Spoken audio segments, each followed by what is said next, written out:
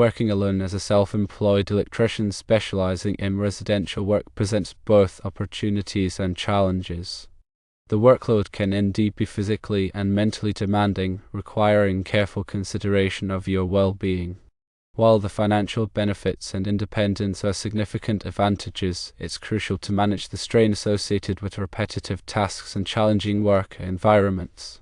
When working alone, it's vital to prioritize self-care to ensure long-term sustainability. Taking regular breaks throughout the day is essential for preventing fatigue and reducing the risk of injuries.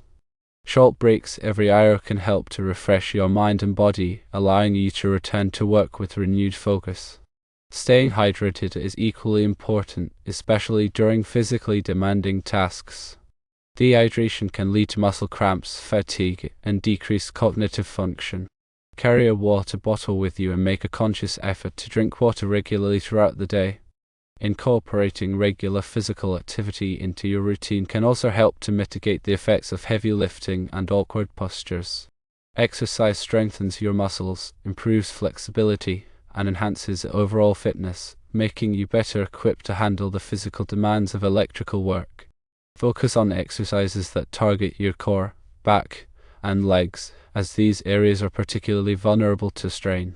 Many self-employed electricians choose to work alone to maintain control over their schedules and maximize their earnings. This arrangement allows for flexibility in setting work hours and selecting projects. However, it's important to establish clear boundaries between work and personal life to prevent burnout and maintain a healthy work-life balance. Designate specific times for work and relaxation, and avoid checking emails or taking calls outside of work hours. Setting boundaries helps to protect your personal time and prevents work from encroaching on your well-being. When working alone, it's easy to become isolated and disconnected from the broader electrical community.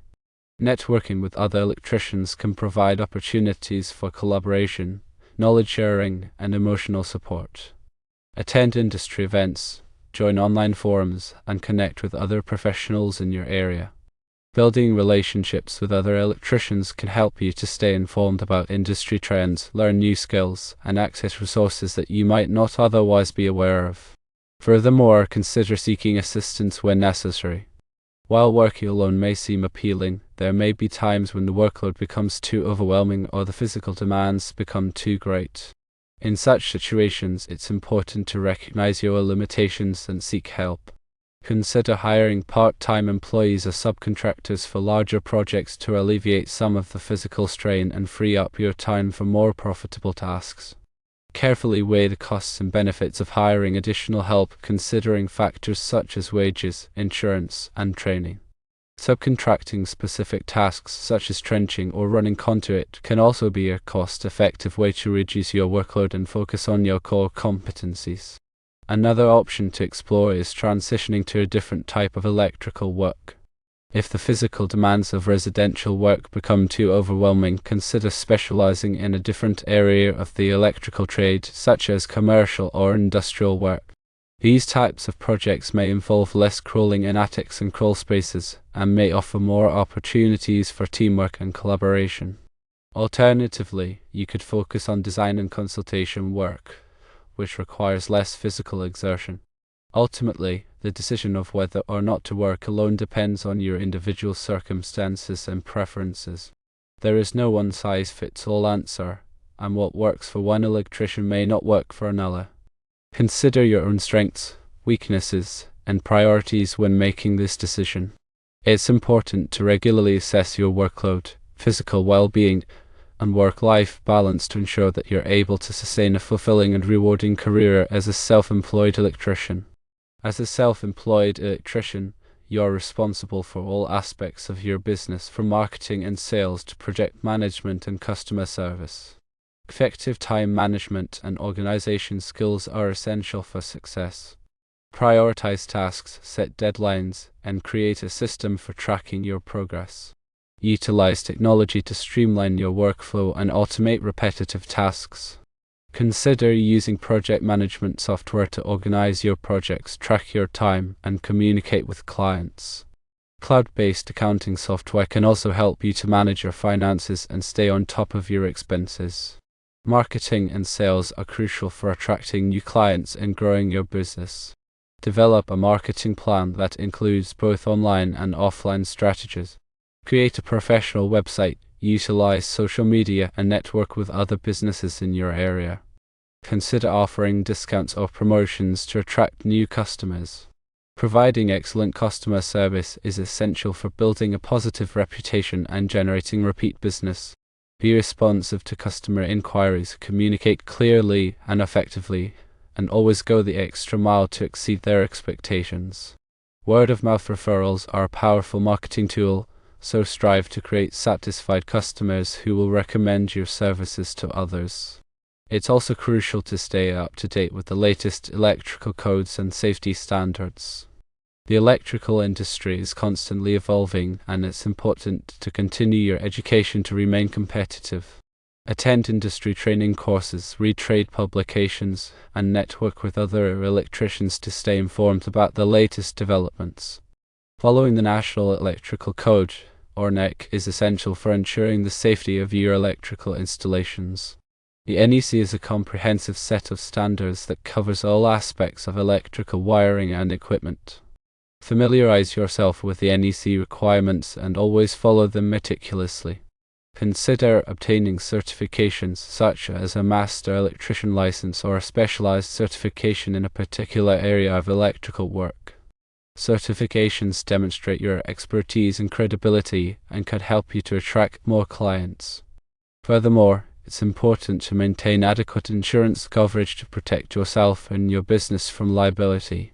Obtain general liability insurance, workers' compensation insurance, and professional liability insurance. Review your insurance policies regularly to ensure that they provide adequate coverage for your specific needs. Always prioritize safety when working with electricity.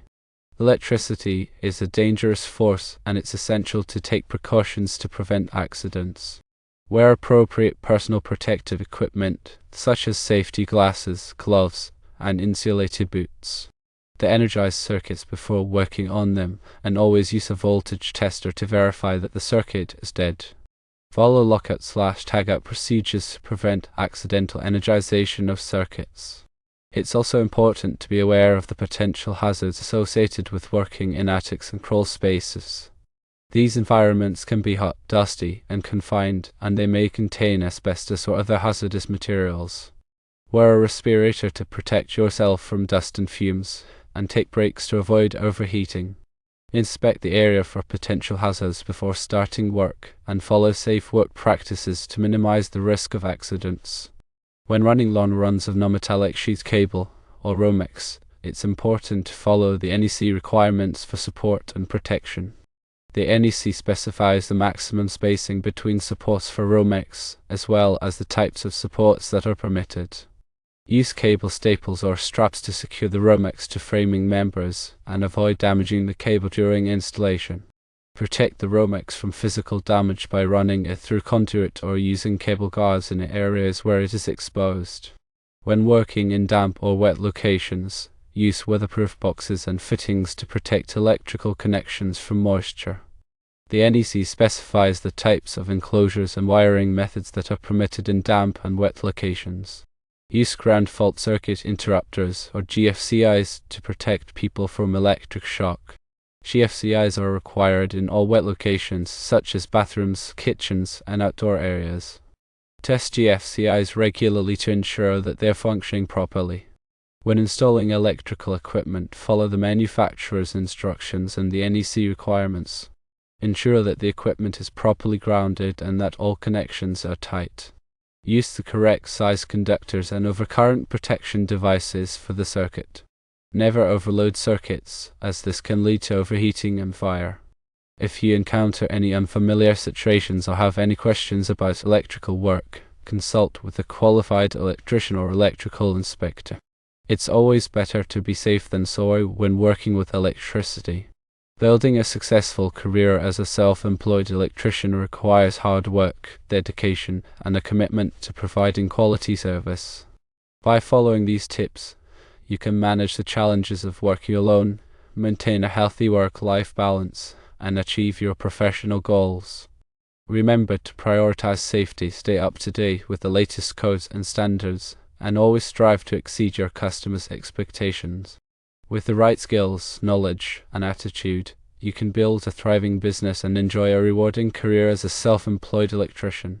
Think about some of the common voltage values you will see in residential wiring. For example, you will see 120 volts for standard lighting and receptacle circuits. You will find 240 volts for larger appliances like electric stoves, dryers, and water heaters. Three-phase power is not common in residential settings. When calculating voltage drop, you'll use the formula voltage drop equals 2 times the length of the conductor times the current times the impedance, all divided by 1000. The result is the voltage drop in volts. For branch circuits, the NEC recommends a maximum voltage drop of 3% at the furthest outlet. The total voltage drop from the service entrance to the furthest outlet should not exceed 5%. To calculate the proper conductor size, you'll need to determine the load in amps. For example, a 1500 watt heater at 120 volts draws 12.5 amps. You'll also need to consider any dirtying factors such as ambient temperature or the number of conductors in a conduit. NEC Table 310.15b16 provides ampacity ratings for various conductor sizes and insulation types.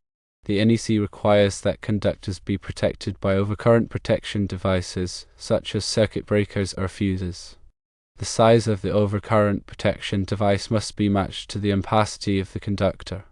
For example, a 14 American wire gauge copper conductor with type TW insulation has an ampacity of 15 amps and must be protected by a 15 amp circuit breaker. A 12 American wire gauge copper conductor with type TW insulation has an ampacity of 20 amps and must be protected by a 20 amp circuit breaker. A 10 American wire gauge copper conductor with type TW insulation has an ampacity of 30 amps and must be protected by a 30 amp circuit breaker. When installing receptacles, the NEC requires that they be grounded. Grounding provides a path for fault current to flow back to the source, tripping the circuit breaker and preventing electric shock. Use a grounding conductor to connect the receptacle to the grounding system.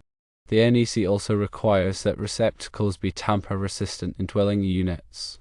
Tamper-resistant receptacles have shutters that prevent children from inserting objects into the slots. When installing lighting fixtures, follow the manufacturer's instructions and the NEC requirement. Ensure that the fixtures are properly supported and that all connections are tight. Use the correct size conductors and overcurrent protection devices for the circuit. When working with aluminum wiring, use connectors and devices that are specifically designed for aluminum. Aluminum wiring expands and contracts more than copper wiring, and it can corrode if not properly installed. Use an antioxidant compound to prevent corrosion. When terminating conductors, use the proper tools and techniques. Strip the insulation carefully to avoid damaging the conductor. Tighten terminals to the manufacturer's specified torque. Use a torque screwdriver or wrench to ensure that the terminals are properly tightened. Label all circuits clearly and accurately. Use circuit directories to identify the circuits and their corresponding loads. Keep the circuit directory up to date as changes are made to the electrical system. Maintain accurate records of all electrical work. Keep copies of permits, inspections, and test reports. This documentation can be helpful in the event of a future problem or if you need to provide proof of compliance with the NEC. Finally, never hesitate to ask for help if you are unsure about something. Working with electricity can be dangerous, and it's important to have the knowledge and skills to do the job safely and correctly. Consult with a qualified electrician or electrical inspector if you have any questions or concerns.